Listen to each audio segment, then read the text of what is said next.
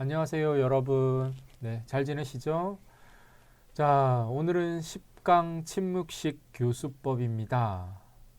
우리 지난 시간에 공동체 이제 학습법 또 암시 교수법도 상당히 독특한 교수법이었습니다. 두 가지 교수법은 그 가르치는 방식, 이론적 배경은 조금씩 다르지만 공통점이 있습니다. 뭐냐? 학습자.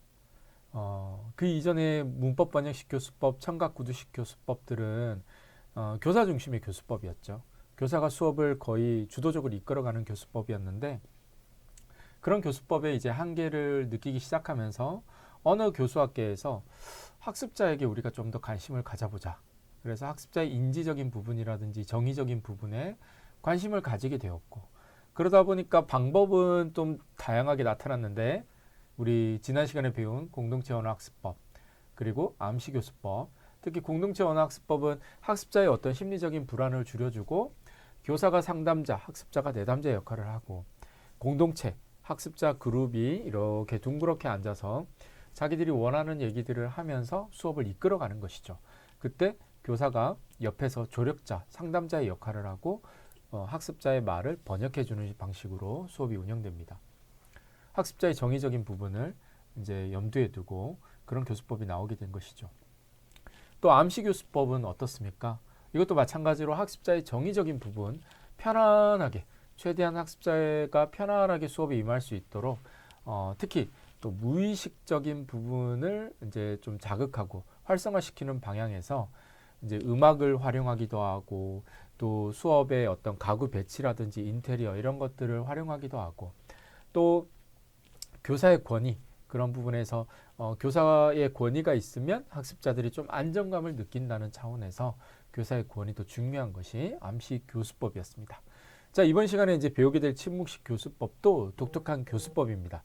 말 그대로 침묵합니다. 누가? 학습자가? 아니, 교사가 침묵합니다. 자, 그러면 교사가 침묵하게 되면 수업 내용을 어떻게 구성하고 어떻게 가르쳐야 됩니까? 그래서 교사가 침묵하게 되면서 이제 여러 가지 장치들이 수업 도구들, 교구들을 활용하게 됩니다. 뭐 막대라든지 음색표, 음가표, 뭐 여러 가지 도구들을 활용하게 되고요. 이제 교사가 아무래도 말을 안 하게 되니까 그런 것들의 어떤 장점들을 극대화시켜서 활용도를 최대화시켜서 활용하게 되는 것이죠. 왜 이렇게 교사는 말하지 않고 어떤 교구를 통해서 하는가? 왜냐하면 일방적인 교사 중심의 일방적인 지식 전달 수입 또 우리 한국의 옛날의 어떤 주입식 교육 이런 방식으로는 한계가 있다는 것이죠. 학습자가 스스로 원리를 찾고 깨우치는 일종의 발견학습이라고 하는데요. 이러한 수업이 결국에 시간은 조금 더딜지라도 학습자의 진정한 어떤 습득에 도움이 되고 또 장기 기억에 저장하는데 도움이 된다는 그런 원리에서 이 침묵식 교수법이 나오게 되었습니다. 자, 전반적인 부분들을 말씀드렸는데요. 조금씩 훑어보도록 하겠습니다. 자, 이 영국의 수학 교육자인 가테그노가 이 침묵식 교수법을 제안했습니다. 1970년대에 널리 퍼지게 되었죠. 교사가 수업 중 90% 이상을 침묵하고 학습자가 스스로 가설 검증, 교사는 침묵해서 발견학습으로 언어를 배웁니다. 학습자 중심 수업이라고 할 수 있겠습니다. 그래서 학습자가 이러한 어떤 수업 과정을 통해서 원리와 규칙을 스스로 발견하고 창조하여서 이제 그 수업의 효과를 극대화시키는 교수법이라고 할 수 있습니다. 가테그노의 이론을 한번 살펴보죠. 가테그노는 이런 생각을 전제로 이 침묵식 교수법을 이제 제안하게 됐습니다. 자, 한번 읽어볼게요. 언어가 듣는 사람에게 의미를 전달할 때만이 언어의 기능을 시작하는 것이다. 또 의미의 많은 부분은 억양, 강세, 그리고 낱말 이외의 음악적 요소들에 의해 전달된다. 이런 것들이 이제 나중에 수업 구성 요소들로 발전하게 됩니다. 자, 그 다음 경험을 통해서 누구의 경험? 학습자의 유의미한 경험을 통해서 언어의 의미를 이해할 수 있다라는 겁니다. 그렇기 때문에 이 침묵식 교수법에서는 학습자가 경험하는데 중요하게 이제 경험하는 것을 중요하게 생각하고요. 이런 경험이 그냥 경험이 아니라 이 경험을 통해서 자기들이 이제 배운 지식들을 내면화하는 그 원리와 규칙, 새로운 정보들을 내재화하는 그런 과정이 이 경험이라고 할 수 있겠습니다. 그리고 외국어를 학습하는 과정은 모국어 배우는 과정과 다르므로 인위적인 방법을 사용해야 한다고 합니다. 여기서 인위적인 방법이라는 것은 교사가 제공하는 침묵의 제시에서 무언의 자각을 통해 실제적으로 언어 사용을 시도함으로써 언어 습득에 학습자가 주도적인 역할을 하게 하는 것, 그게 인위적인 방법이라는 거예요. 자, 여기까지 이제 가테고르의 이론이었고요. 가테고르는 세 가지의 가설을 제시합니다. 첫 번째, 반복이나 암기보다는 발견하고 창조할 때 학습이 촉진된다. 자, 그다음 두 번째, 물리적인 실체를 동반할 때 학습이 촉진된다. 그래서 이제 이 수업에서는 이제 교구들을 사용한다고 했습니다. 다양한 교구들. 그리고 세 번째, 문제 해결 방식으로 이제 할 때 학습이 촉진된다는 겁니다. 그래서 이 침묵식 교수법 안에서는 이제 교사가 어떤 것들을 상세하게 안내하는 것이 아니라 학습자가 스스로 그 수업에 어떤 제시되는 내용들 간의 관계, 규칙, 원리들을 깨우치고 서로 상호작용하면서 그런 것들을 내재화시켜가는 과정을 거칩니다. 전체적인 수업의 특징을 살펴보죠. 교사는 가능한 한 침묵, 학습자는 많은 언어들을 생산해내도록 하는 것이 핵심입니다. 교사가 이제 침묵하게 되면 아무래도 그 수업 설명을 어떻게 해야 되는가 이런 부분에 여러분들이 많이 의아하실 것 같습니다. 그래서 교사가 말을 이제 멈춤으로 인해서 그 남은 공백 그런 것들은 학습 도구 그림 차트를 이용합니다. 그러니까 교사가 말하지 않고 이제 목표도 이제 제시하지 않는 거예요. 그러므로 인해서 학습자들은 이제 교사의 말로 그냥 설명하면 금방 단기간에 끝나는 그런 수업이겠지만 조금 더디더라도 이제 도구나 그림 차트를 이용해서 왜 저런 식으로 저걸 표현할까? 이런 것들을 시각적으로 이제 학습자들이 보게 되고 한 번에 또 알아챌 수는 없겠죠. 여러 시행착오들을 통해서 교사의 그 학습 자료들을 활용하는 방식들, 교사의 제시 방식 이런 것들을 보면서 오늘 배울 내용의 어떤 원리와 규칙, 교사의 의도들을 발견하게 되는 것이죠. 자, 그래서 학습 도구와 그림 차트를 다양하게 이용한다는 것이 중요합니다. 자, 그 다음 학습자 중심 교수법으로 학습자의 개성을 중시하고 배우는 것이 우선이다. 중요합니다.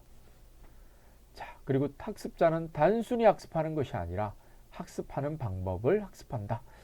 그래서 그냥 수동적인 그 역할을 하는 게 아니라 주도적이고 적극적인 역할을 이 침묵식 교수법에서는 하게 됩니다. 자, 비슷한 내용들이 계속 반복되고 있는데요. 자, 그 다음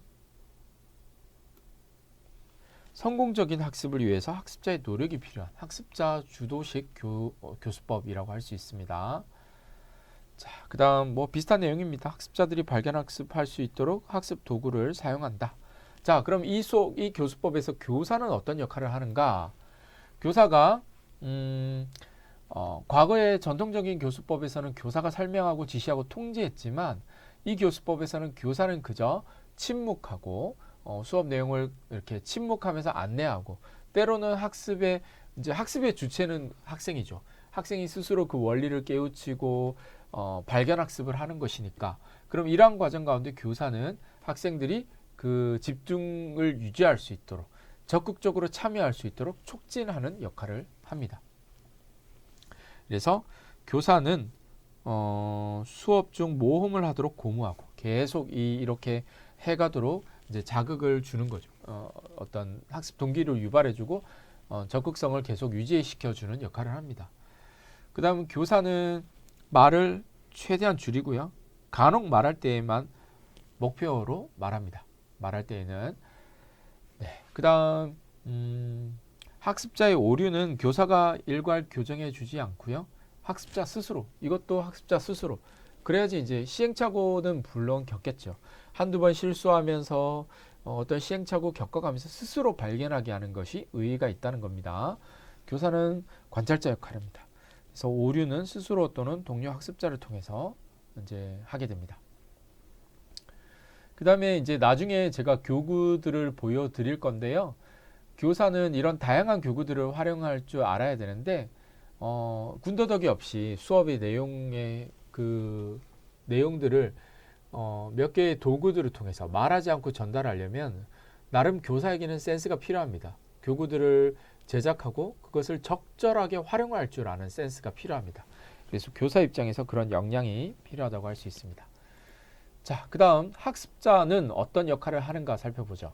학습자는 독립적이고 자율적이며 책임감 있는 학습자여야 됩니다. 그 다음 교사가 말로 상세하게 설명을 하지 않고 교정과 반복 시범을 하지 않고 한 번 어떤 시범을 통해서 이제 학습자에게 어떤 안내를 하기 때문에 학습자들은 스스로 일반화하고 원리와 규칙을 내재워야 됩니다. 어떻게 보면 학습자에게는 그렇게 친절하지 않은 교수법이라고 할 수 있습니다. 하지만 이것이 교사에게 좋은 교수법이 아니라 이러한 방식이 학습자에게 또 유익하기 때문에 이런 교수법이 나온 것이라고 할 수 있습니다. 학습자를 위해서 이런 방식을 생각한 것이죠. 자, 그 다음 교수 자료. 우리가 아까부터 계속 얘기했던 교수 자료에는 어떤 것이 있는가 한번 살펴보도록 하겠습니다. 자, 먼저 채색 막대가 있습니다. 여러 가지 이제 교구들을 사용하는데요. 일단 색깔이 들어간 것을 주로 사용합니다. 이 막대는 그 막대를 이렇게 수업 시간에 가리킴으로 인해서 그 교사가 가리키는 그 부분에 학습자들이 집중하게 되고요. 그리고 때로는 그 가리키는 대상도 중요하지만 그래서 보통은 이 침묵식 교수법은 이제 초급 단계에서 어떤 발음 교육할 때 많이 활용할 수 있는데요. 굳이 발음뿐만이 아니라 뭐 다른 개념들도 설명할 수 있습니다. 그런 것들을 설명할 때 이제 이런 어떤 교구들이 활용될 수 있는데 저는 여기 이제 제가 참고했던 자료에서 보면 문장의 요소가 되는 단어나 문법 구조 대신하거나 물체를 대신할 때 이 막대를 이용할 수도 있다고 하고요. 막대의 배열을 뭐 몇 가지 막대 있으면 막대의 배열을 바꿔서 어순 변화 같은 거 설명할 때도 이용할 수 있고 막대 크기 이용해서 비교급 설명할 때 이용할 수도 있고요. 뭐 막대를 움직이거나 떨어뜨려서 시간 관계 표현할 때 사용하기도 한다고 합니다. 자, 그 다음에 음색표가 이 침묵식 교수법에서 또 중요하게 많이 사용되는 교구 중에 하나입니다. 그래서 여기 보시면 색깔을 다 달리했죠. 그리고 이게 이제 작아서 잘 안 보일 것 같은데 색깔에 상응하는 자음 모음표들이 이렇게 제시되어 있습니다. 그래서 처음에는 여기 이제 뭐 이렇게 막대 같은 걸로 가리키면서 요거 빨간색 가리키면서 빨간색은 어떤 소리로 발음하는지 뭐 예를 들면 아 이렇게 빨간색으로 가리키면서 그 발음을 처음에는 시범을 보여주는 거예요. 그리고 이제 그 같은 빨간색인 자 모음자가 이제 여기 같이 나와요. 그래서 같은 색깔이라면 같은 소리라는 것을 이제 암시하는 거겠죠. 이런 식으로 해서 학습자들에게 색깔 시각적으로 이제 연상작용을 일으키게 함으로써 그 배운 내용의 음가들을 오랫동안 잘 기억할 수 있는 그런 방식을 여기서 선택하는 것입니다. 자, 그 다음에 지시봉. 지시봉도 어떤 대상 물체를 가리킬 때 사용하기도 하고요. 다양하게 이것이 어떤 개념을 설명할 때 사용하기도 합니다. 그리고 뭐 억양 같은 것도 자, 뭐 중국어 같은 경우에 사성조가 있죠. 그래서 뭐 이런 것들을 설명할 때 막대로 이렇게 허공에 그리면서 이런 것들을 설명할 때 사용할 수도 있습니다. 자, 그다음 뭐 낱말표가 있고요. 뭐 기타 여러 가지 자료들을 활용할 수 있습니다. 그래서 요런 이제 그 침묵식 교수법은 초급 단계에서 보통 발음 이런 것들 기본적인 것들 익히는 수업에 적절하고요. 그 이후 단계에서는 아무래도 침묵식 교수법의 어떤 특성상 침묵해야 된다는 특성상 좀 추상적이고 개념적인 부분을 가르치는 중고급 이후로 가면 조금 한계가 있을 수 있습니다. 자, 수업의 실제를 한번 볼게요. 먼저 기본 발음을 익혀주고요. 아까 이제 어떤 음각표라든지 이런 것들을 보여주면서 기본 발음을 익힙니다.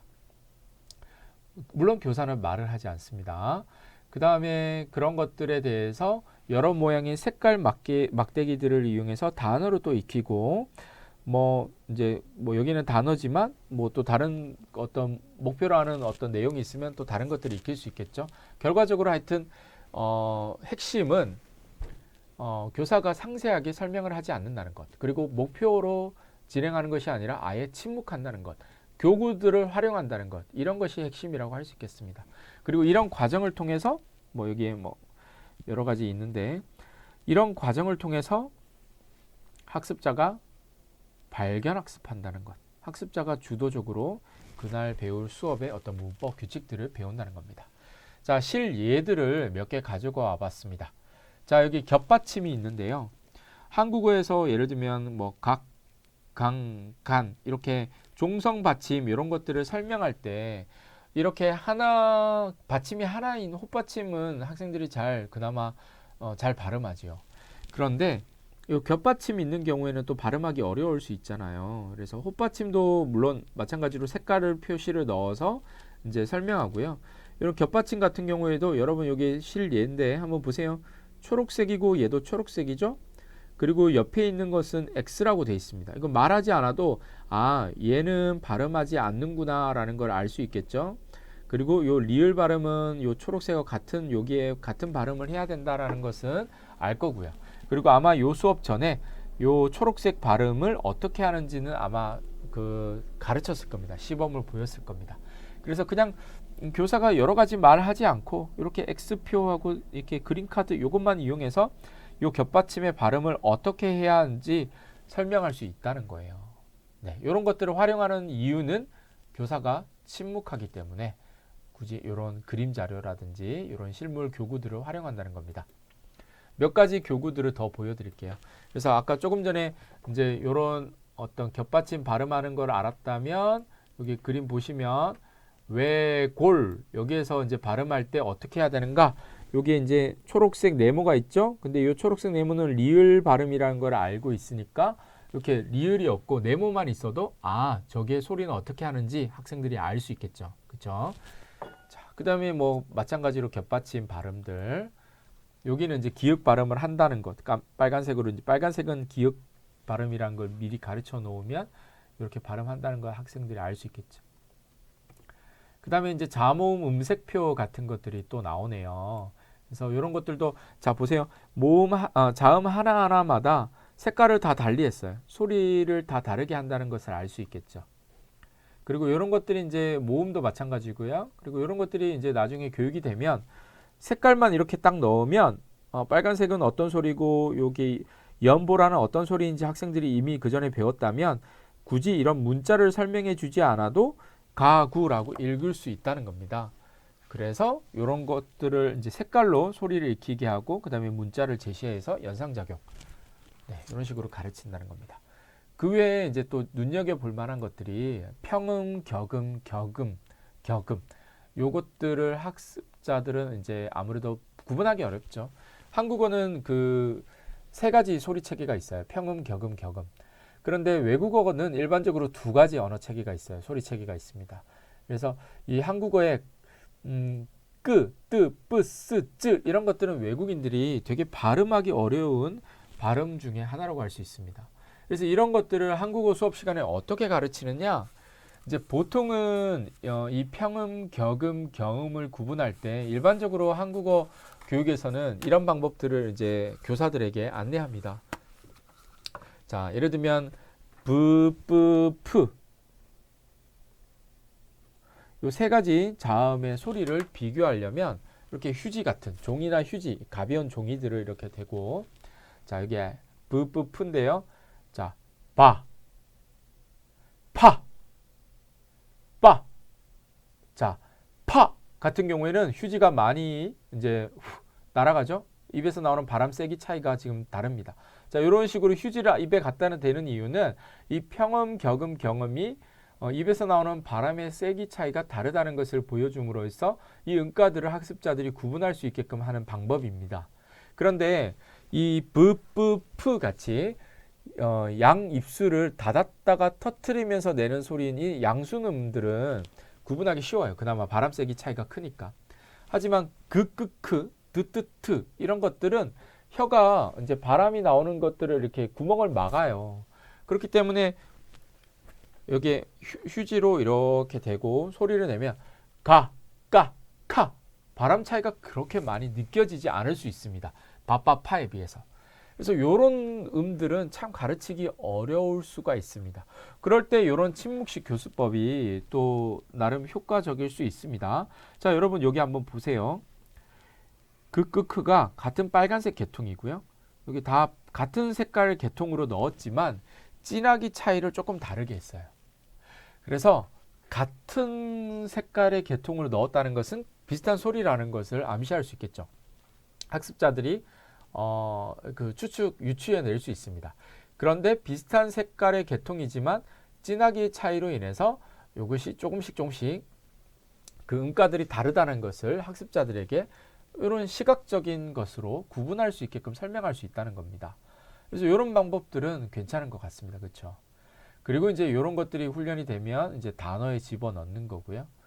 그다음에 이런 식으로 뭐 음색 받침 읽게도 할 수 있습니다. 그래서 이런 식으로 수업이 구성된다는 거예요. 이런 교구들을 이용해서 수업을 구성한다는 겁니다.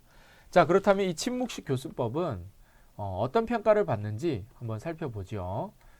자, 먼저